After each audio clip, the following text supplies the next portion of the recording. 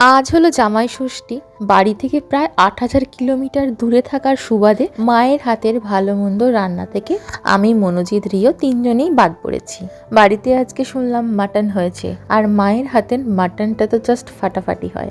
যাই হোক, আমরা সেই দুঃখ ভুলে আজকে চলে এসেছিলাম আমাদেরই কাছের মলে উইংস ডাই পাই পং বলে একটা চাইনিজ ফুড স্টলে। ডাই পাই পং কথাটার অর্থ হলো ওপেন স্টল। আর 1960-70-এর দশকে হংকংয়ে এই ডাই পাই পং রেস্টুরেন্ট কিন্তু খুব প্রচলিত হয়েছিল।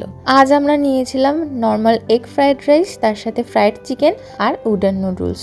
এদের উডেন নুডলসটা খেতে আমাদের ভীষণ ভালো লাগে, কারণ ওটা সঙ্গে সঙ্গে তৈরি করে ফ্রেশলি ওরা প্রিপেয়ার করে দেয়। যাই হোক, রিওর জন্য একটা ফ্রেঞ্চ ফ্রাইয়ের বক্সও নিয়েছিলাম। ওটাতে নুন টুন কিচ্ছু থাকে না, উপর থেকে ছড়িয়ে খেতে হয়। তো প্রবাসে আমাদের জামাই ষষ্ঠী কিছুটা অন্যরকম ভাবে আর এই মেনু দিয়েই আমরা করেছি।